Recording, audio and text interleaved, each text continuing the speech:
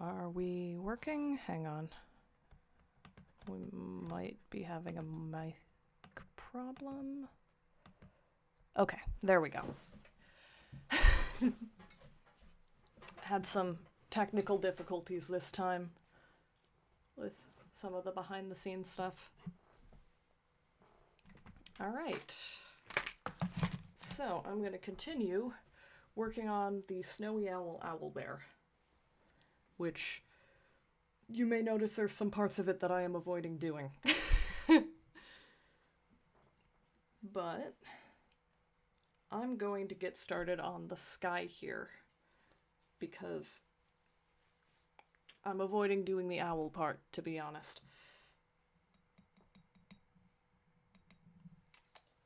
So, for the sky, I'm going to take, I have two colors of green and then blue and black, because I'm going to try to do an aurora effect once I get the ink container open. Hang on.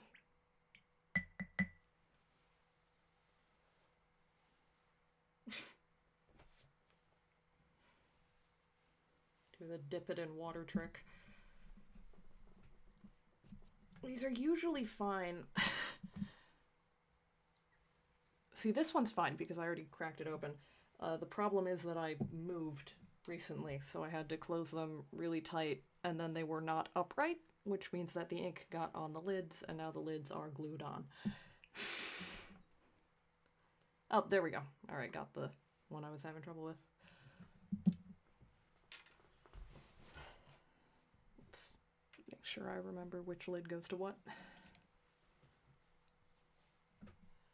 So the aurora here is going to be kind of interesting to do because I have to put the light colors and then very specifically not put the black over them because the black ink will just destroy everything immediately.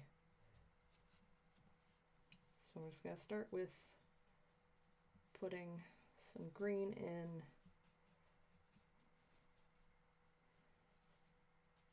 Kind of making it messy and also a little bit wide, because that helps with perspective, I've discovered. I don't know why.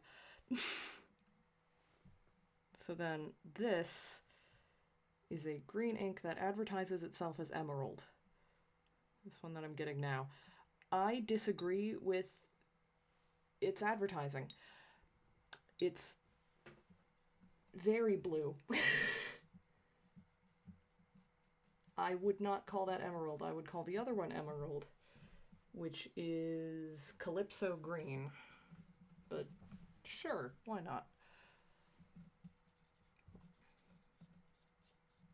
There we go. It's a little bit of too much pigment there, but I can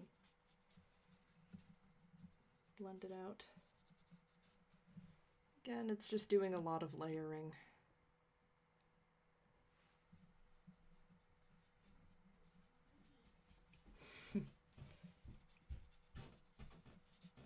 Sorry, there are other people home this time, which means that I don't have to watch the dogs, but it means that there's other people home. I'm kind of putting a lot of the colors down, but again, that's just because I can put black over color, but I can't put color over black without putting a lot of effort into removing the black. I'm going to take some blue.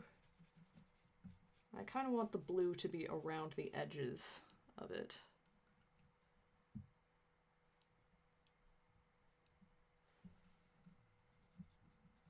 Here's kind of where I define the shape. I don't have to deal with the dogs, I say. Yeah, I don't know if you guys could hear that. I'm still trying to figure out how good this microphone is at noise isolation, but dog bark. That's the barky dog. We have 3 and one of them is barky.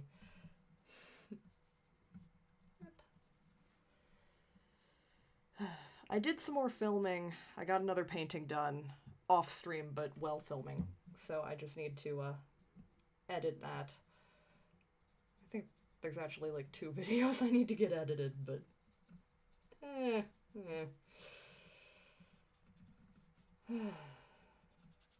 And I have no excuse because I'm not doing college anymore. Got done with that.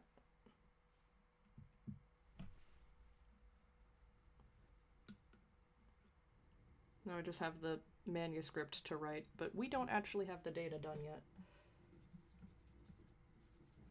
We being me and my advisor on the project.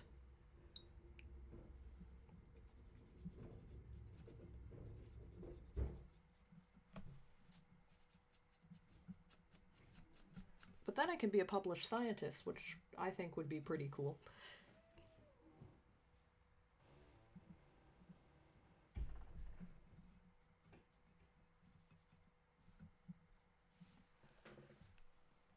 Alright. Now I'm going to start doing some more layering and a little bit of subtraction here. So I'm blending, but with just water. To sort of blend it, and you can see I'm removing some pigment to kind of lighten it so that I can layer more dark and it won't build up too much. But now I've put down a lot of water, so I'm going to take my most absorbent brush and start removing it, which will also be removing pigment. And then you just wipe off the fluffy brush.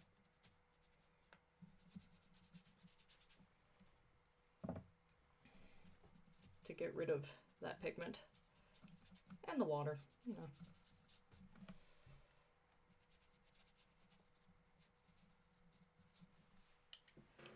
So now I have that kind of loose pattern.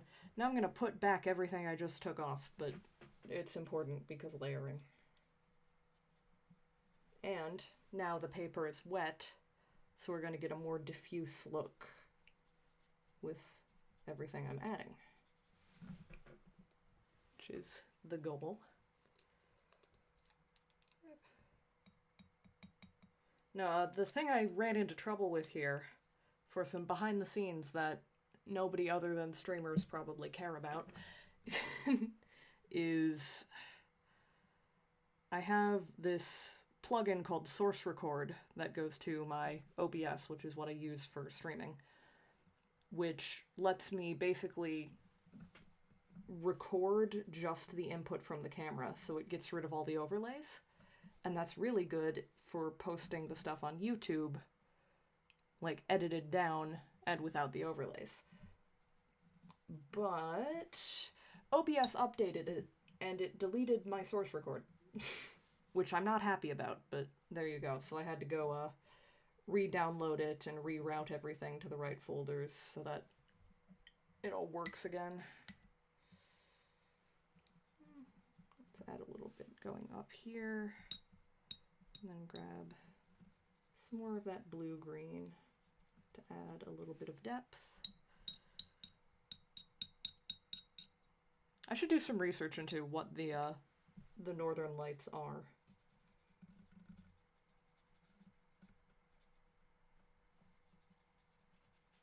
Because I wish I could tell you cool science facts about it, but I know that it is magnetic related, and it's related to the sun, but because it's responsive to solar flares.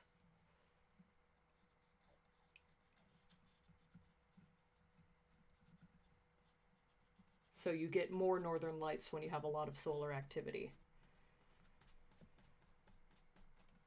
And I know enough about the electromagnetic spectrum as it pertains to satellites and photography, because of my work with satellite photography, but I don't know as much about just the base science of it.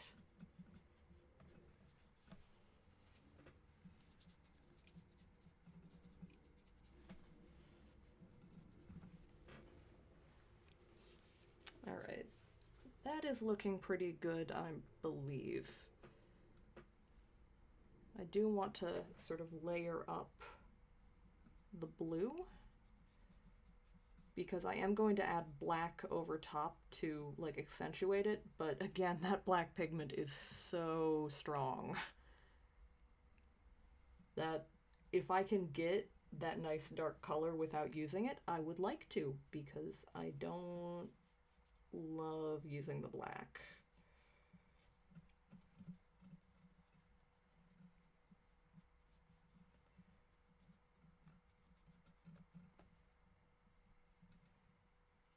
I'm gonna kind of use the blue to add some nuance to it.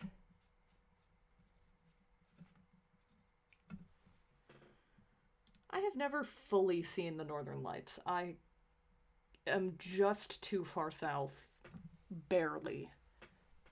Like, again, when there's like those big solar flare activity stuff happening, you can technically see it from where I am, but you can't see it over the lights of the city. It's just too bright to get a good look at them. We just get like a sort of tint on the horizon of like green and blue. None of the really exciting light show. There we go.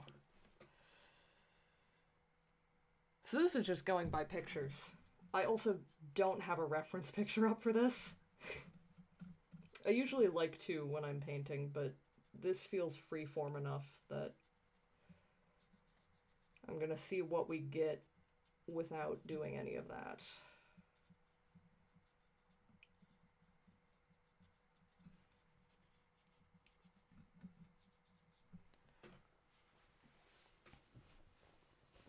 Okay.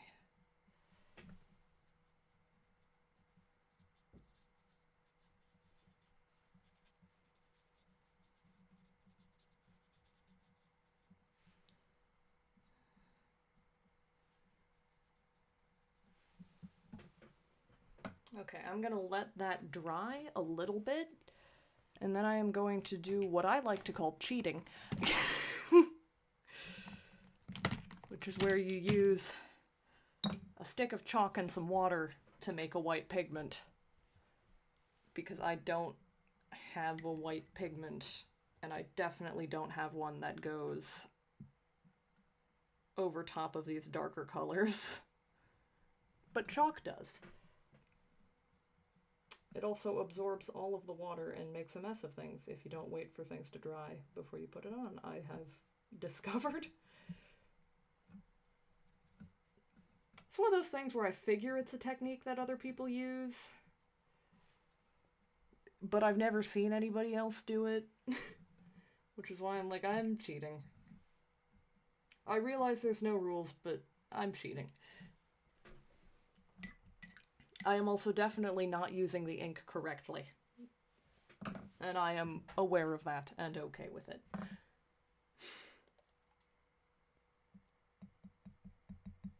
gonna get a little bit of the sort of Calypso green that I'm using as a base here.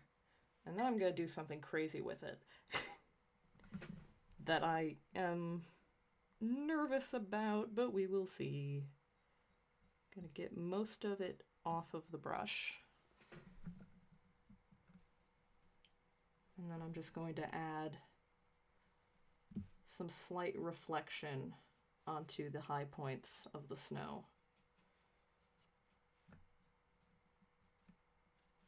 And that's also going to be a lot of layering because I want it to be there, but I also want it to be sort of feathered looking, and you can't do that in one coat with this medium because it's always going to make those sort of harsh lines. Just by the nature of its ink.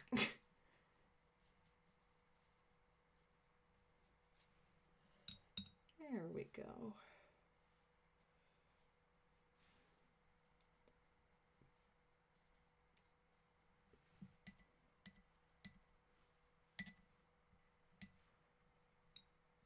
Then, while I let that dry, I'm going to take a tiny bit of black, such a small amount because look at that, that's so strong. I don't know why the light is flickering, and I don't know if you guys can see that.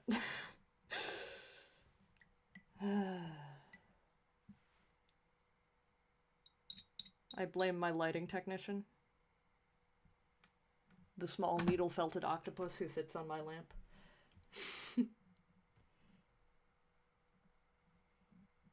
And I'm just gonna layer up where I've added this vegetation and maybe add a couple more patches. Let's grab a little bit more green. Because I have these sort of mossy rocks, and then I'm adding some sort of fern-like things.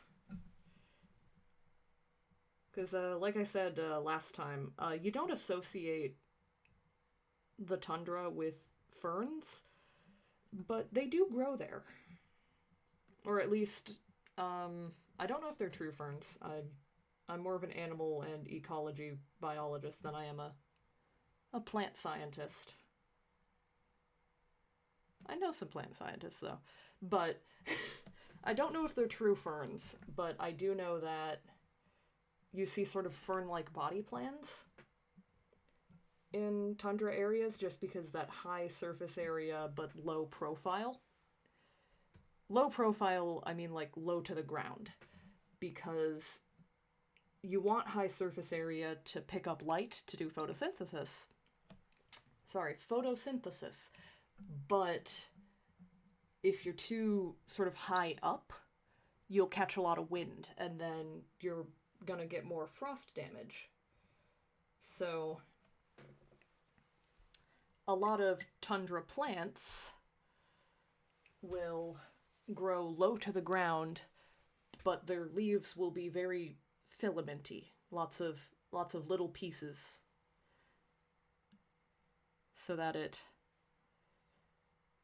picks up a lot of light with relatively low surface area. So now I'm going in with my other green, the sort of more bluish one. Try to add a little bit more nuance. I'm gonna layer everything once it dries.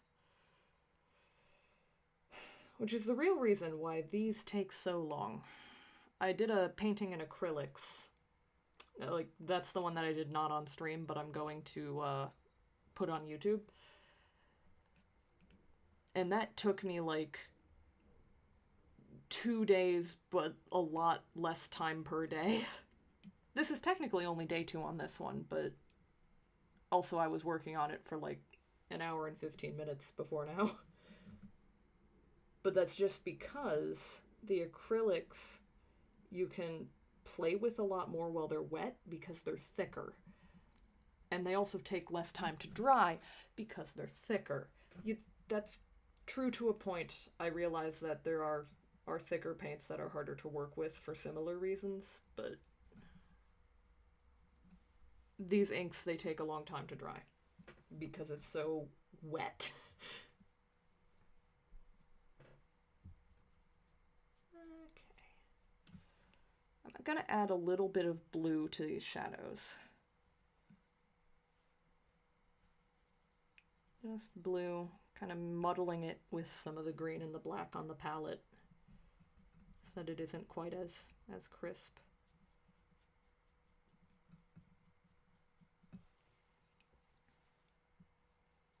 Just adding a layer of blue over the gray.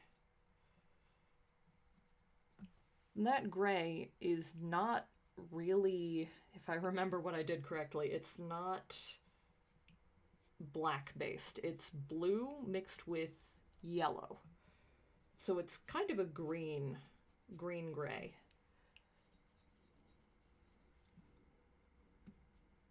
But that gives me sort of that additional darkness without bringing in that really strong black. So that's why also I'm mixing this blue that I'm adding to the shadows with green, so that we're staying kind of in that palette.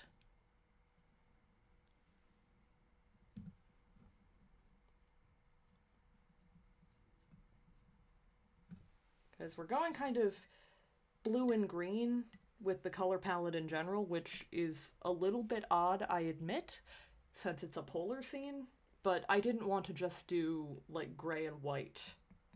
And frankly, I don't have the skills to do just gray and white in ink. If I was gonna do that, I would do a chalk on black paper.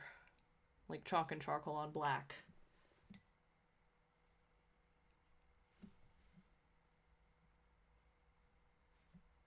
Alright, adding a little bit more green.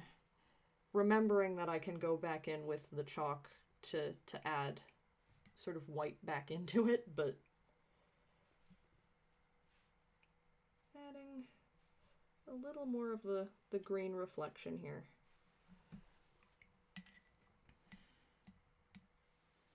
I should fill this area in a little.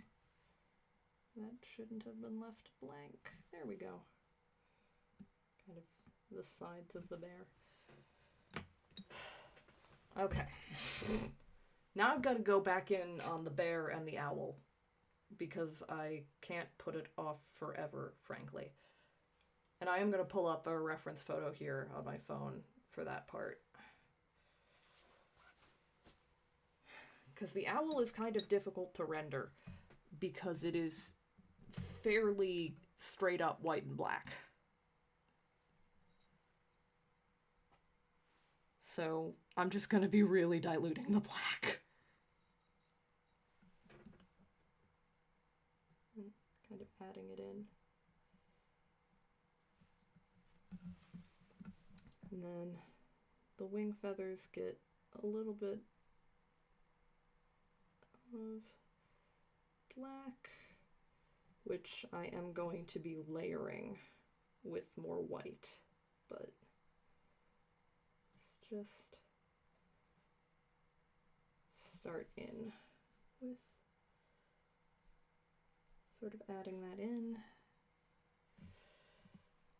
And then it kind of goes up the back of the neck, getting smaller, then around the face.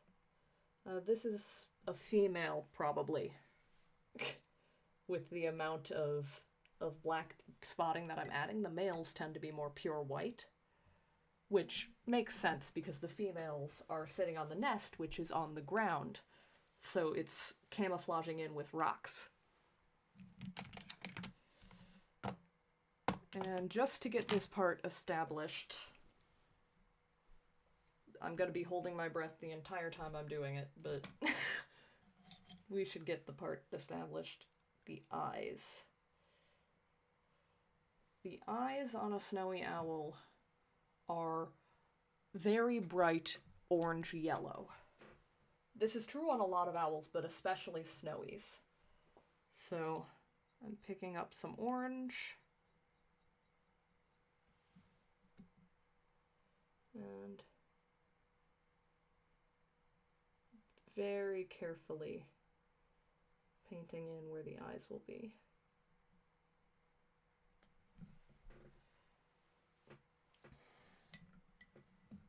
And now it looks very creepy. Which is kind of the goal with this one. You know? With a lot of the other owls, I say a lot of, but I've done two other ones, two other owl bears. I'm trying to kind of bring in the sort of personality of the owl as I'm doing these. And the thing about snowy owls is that they are creepy. They are, by their nature, a little creepy to look at. That's the whole, the whole thing behind the Mothman is a snowy owl theory, other than the fact that they shot down a snowy owl after the original Mothman sightings. That's a whole thing. I'm big into cryptozoology from I am a real-life biologist standpoint. I'm like, I don't think that most of these are animals that we haven't discovered yet, because I have to ask, does Bigfoot poop, and why haven't we found it? You know, what does Mothman eat, and what are the implications for the modern ecosystem where he is living? You know, does Mothman molt? Why have we found no Mothman feathers? Is Mothman eating its feathers? That would be weird, but a neat thing.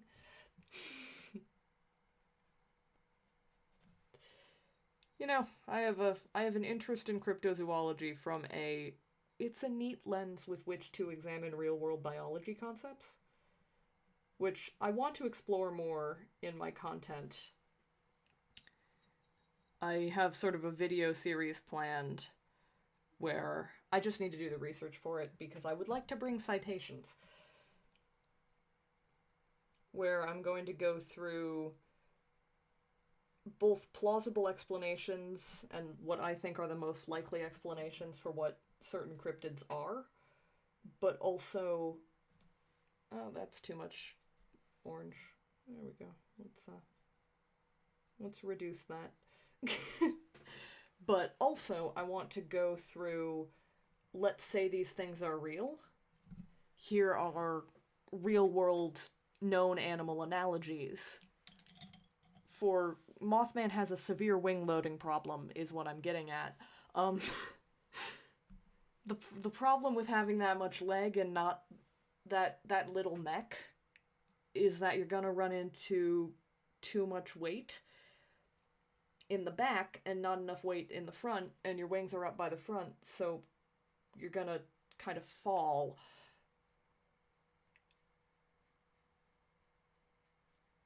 I'm like, how many rocks is Mothman eating to balance out the legs?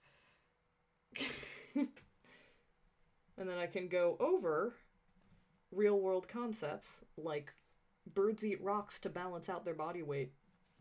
Isn't that neat and bizarre? Like, what's the largest bird we have on record, and how did it fly? Because what I'm getting is that the main problem with Mothman isn't a bird being that big, assuming that it is bird-like, which the original sightings were. The main problem isn't that large. The main problem is that shape. You know, big birds have a specific shape to them that lets them be big birds. And descriptions of Mothman don't.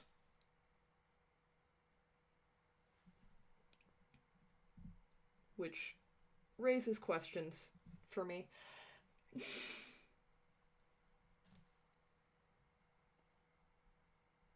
But it's a neat lens to examine things through.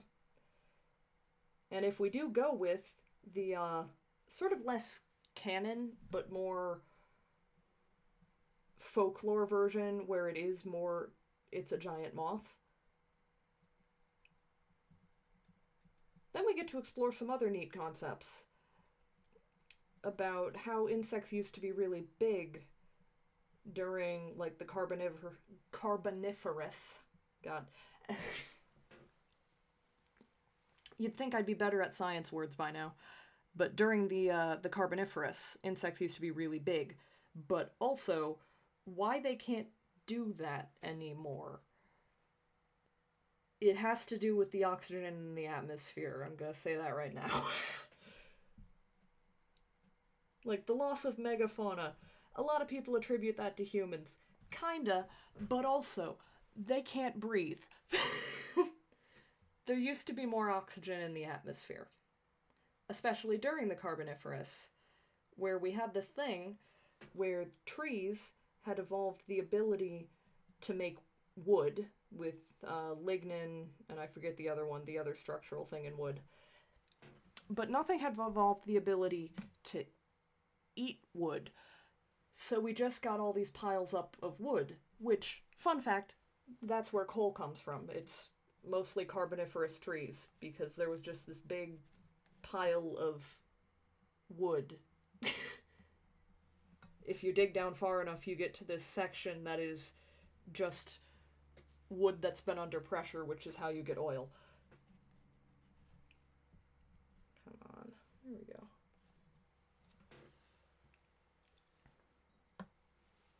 Alright. I admit, the bear does not look the best right now, but I'm okay with that because I'm gonna do more layering on it.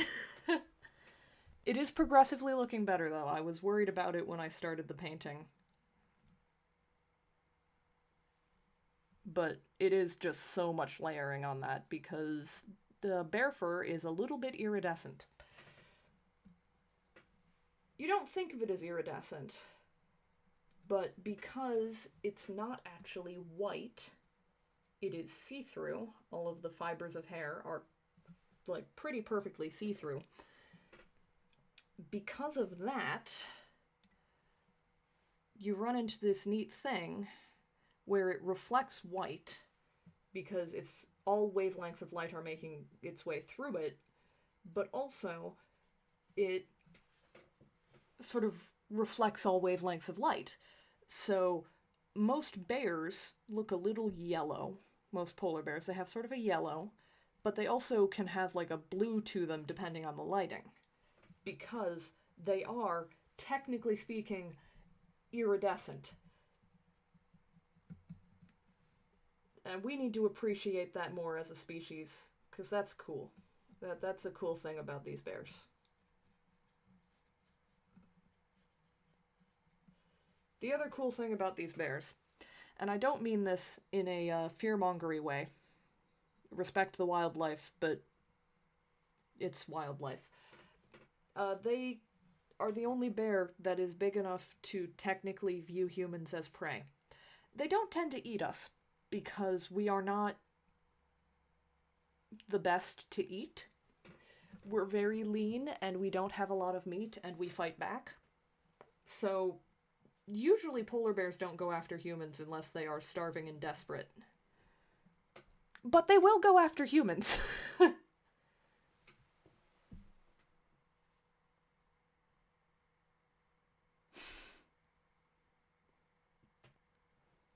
Who are you?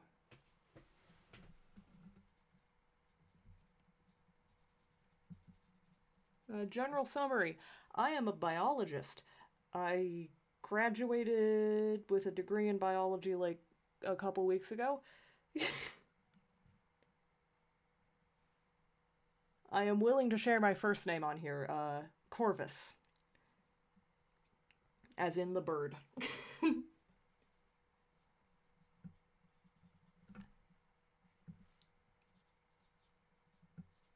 And I need a better way to keep track of when chat messages come through. That's on the list for upgrades. I try to upgrade at least one thing every time I stream, just so we progressively improve the technology.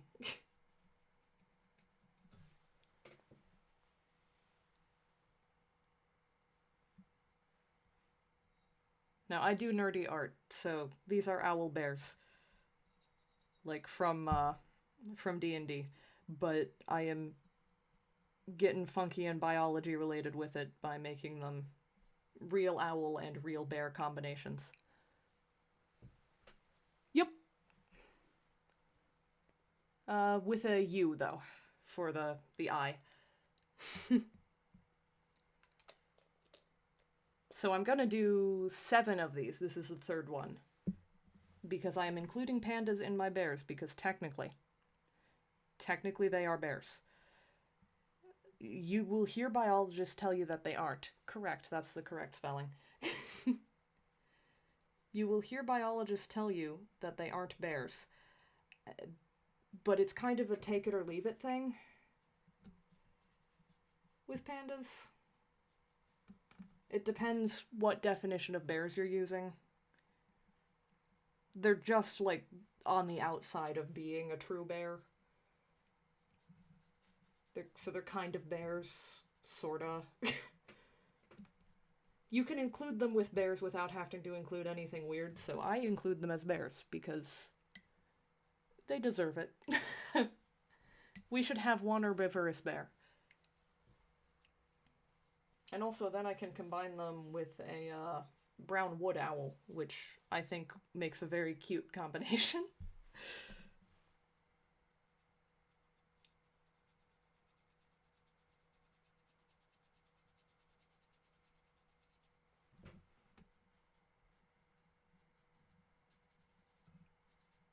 There we go. Going in with a little bit of chalk A little bit of chalk combined with a little bit of green to sort of add some brighter highlights.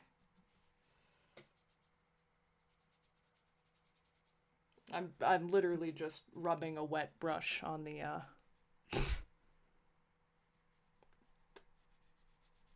I do, but you don't get to have it.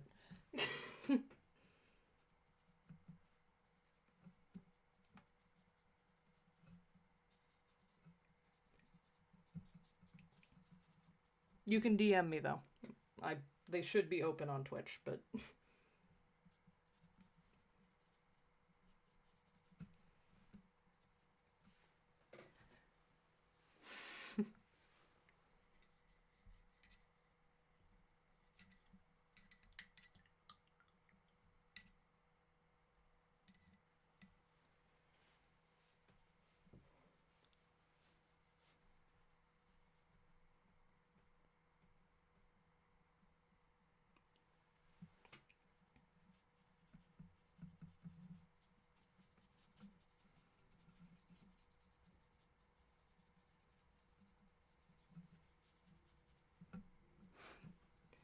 yep. I'm just kind of going over the sky again because I added that white back in, so I'm blending it out and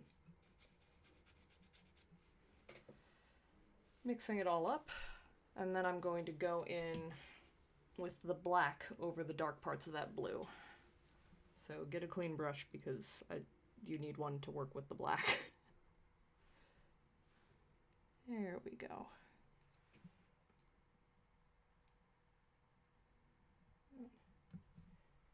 Add that in, sort of over top. There aren't going to be any stars because the northern lights are closer than the stars and kind of wash them out.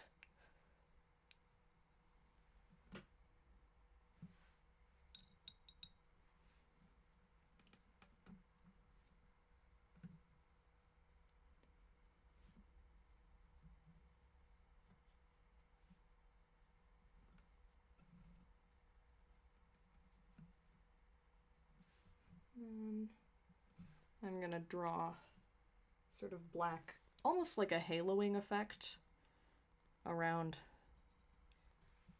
the bear's head, just to sort of really sell the ethereal creepiness and also to draw the eye to it, the like main figure in the image. There we go.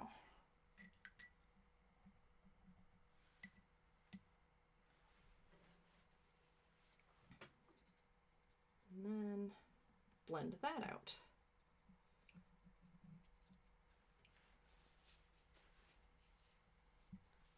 I am using a cloth here to remove pigment because I don't want the black to go where it's not supposed to.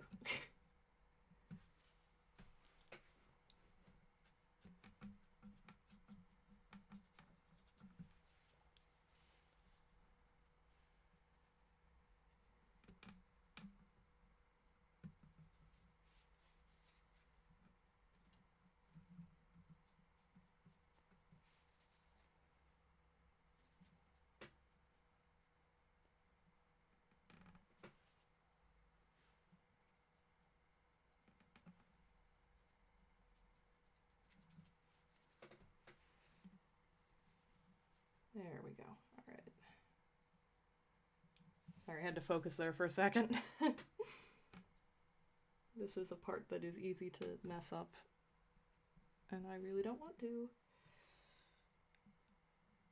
All right, removing a little bit too much pigment, so I'm going to go back in with the black and with the blue up here. There we go.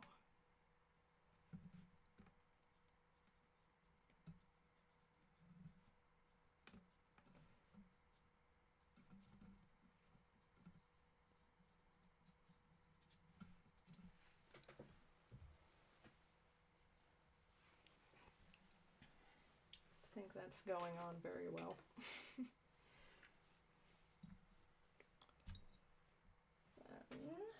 get this brush wiped down. And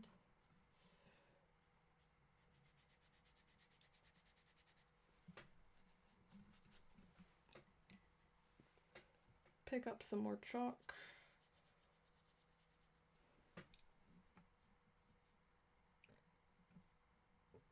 To add over the snow.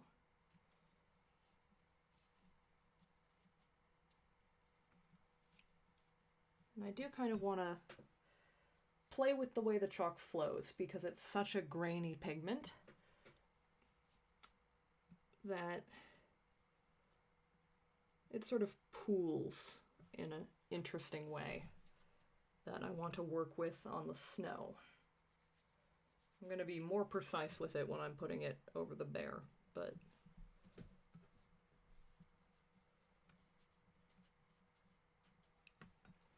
conveniently, the grainy pooling chalk works really well to emulate the grainy pooling snow.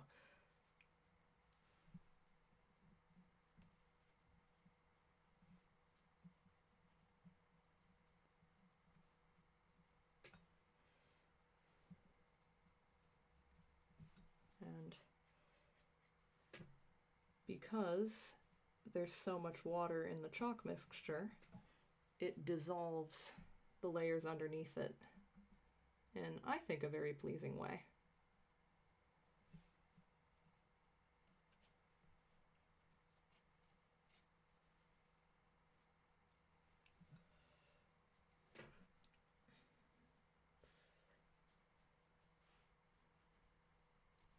Especially if I do these sort of sideways strokes, it adds kind of crests over the snow,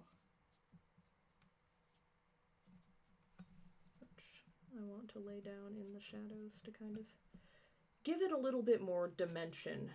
Is always the goal.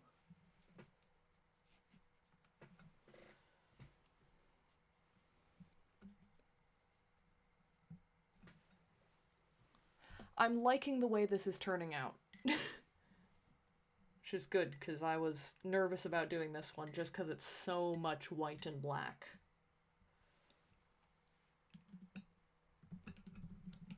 Okay. Now, I did say that I was going to layer over those plants a bit more. So I'm also going to take some chalk, and I'm mixing it with some green pigment to add some sort of highlights onto all of these ferny plants. Not being terribly precise with it,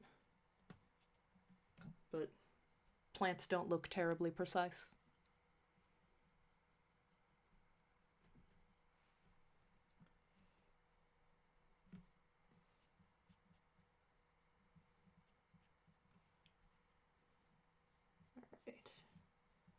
Added a little bit more green. Sort of go over everything. And then pick up some more chalk, mix that in to make a very light green. And add that over top.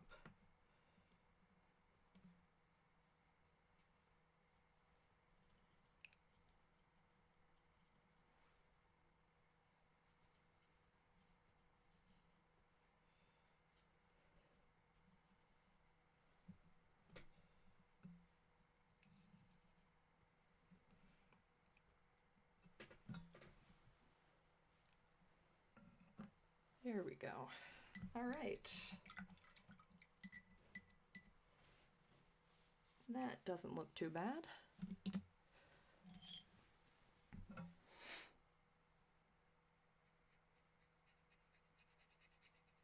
I'm just gonna straight up pick up some chalk.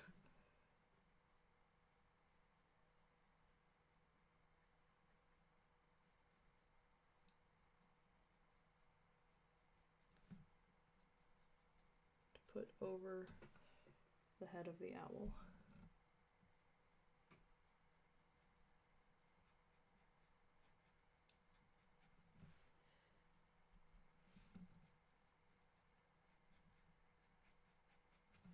pick up a little bit more green.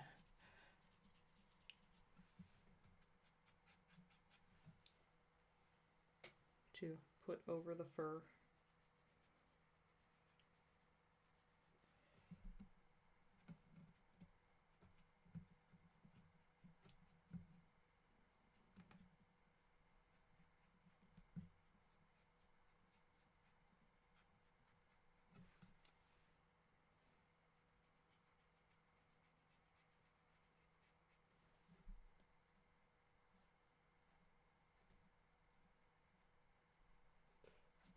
Add in those white feathers on the wing, which they are going to get some black detailing, but really want to block that on, especially to make it distinct from the fur of the bear.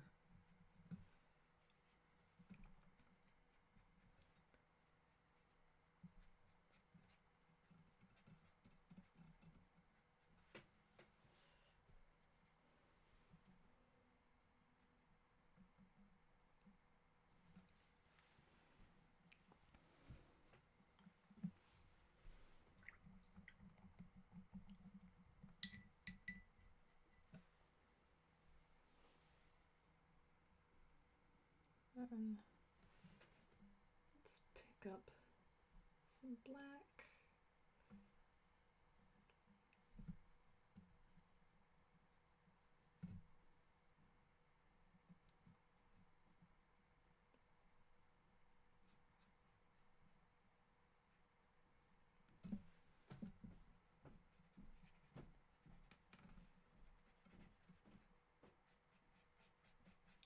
Kind of blend everything out again a little bit.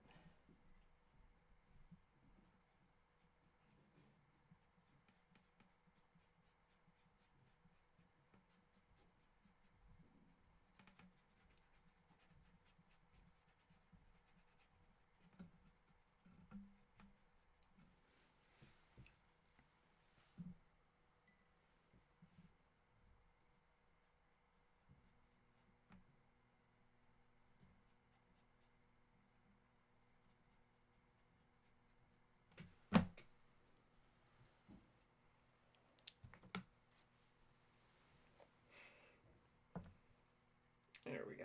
All right. Add some yellow to those big eyes. It's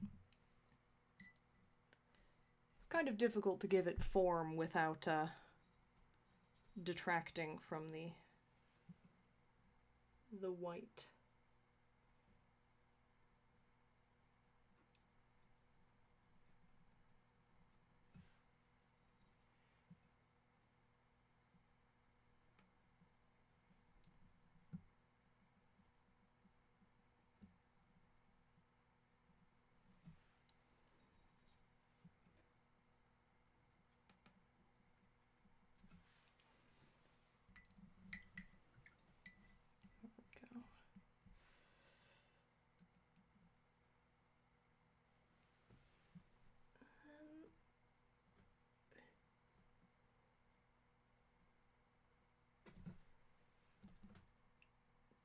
Kind of holding my breath for this part.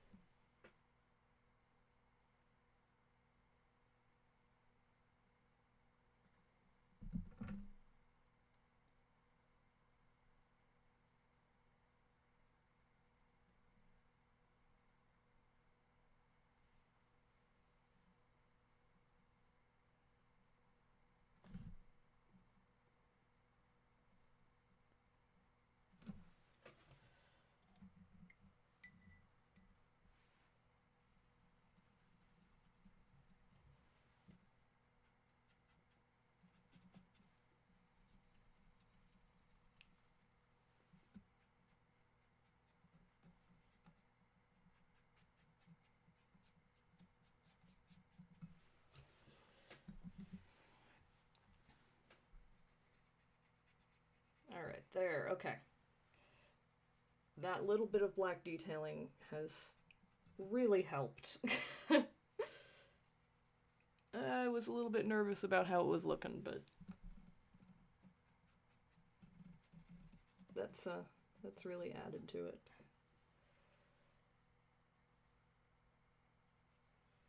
Let's just keeping going with the layers and layers and layers on the bear.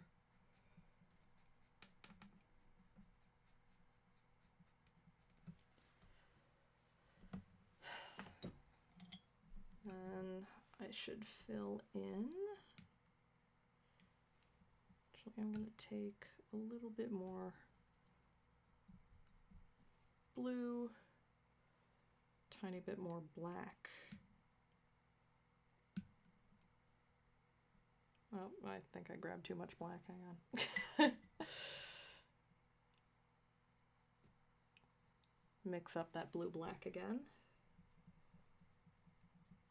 And go back in over the shadows.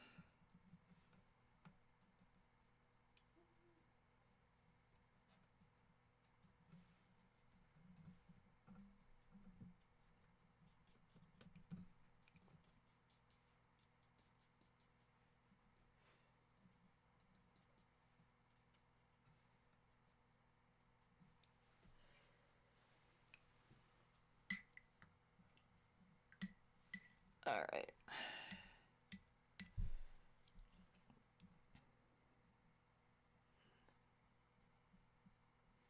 To grab more green and go over the sort of reflection again. All right, we're coming up on an hour here, so I'm gonna wrap up pretty soon here.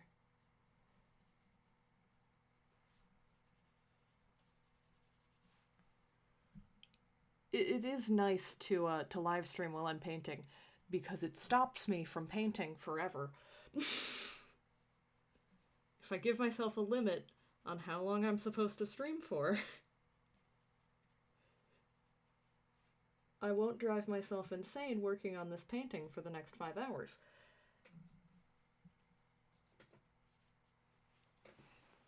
Which is a genuine concern in my life, because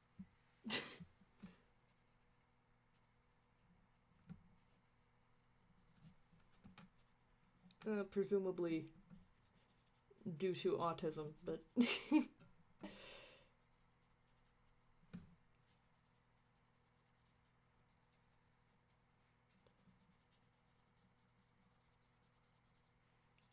kind of blending out the shadows a little more.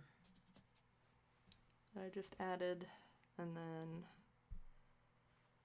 going to pick up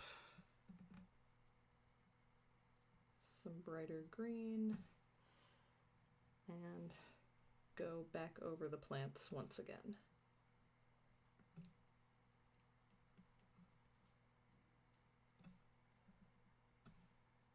Sort of the more blue-green, because I want the bright green to just be in the sky so that it stands out a bit more.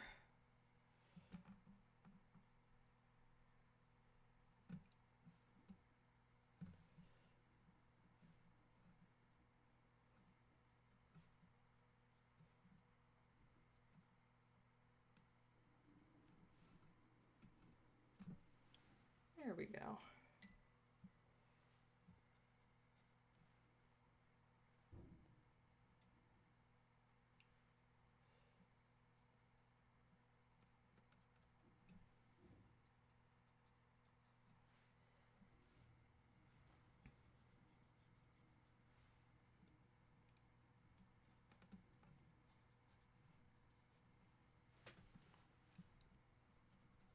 All right. I'm running out of things to add, which means I need to step away from it and come back to it later. So, thank you to everybody who dropped by, and to everybody watching the recording of this, which I'm going to put up on YouTube afterward. Once I edit those other 2 videos. and I will see you guys later. Let's go over to the... There we go. My social medias are on screen now. I'm probably going to stream again within the next 7 days because I'm trying to be more consistent with it. I don't have an exact schedule, but I'm going to be keeping working on this one. I have a couple more paintings that I'm going to do, and I'm going to edit those few videos so that I can get them all posted to my YouTube, which is the same as my Twitch handle, and yeah, get all of that done. So thank you again for stopping by, and I will see you guys later.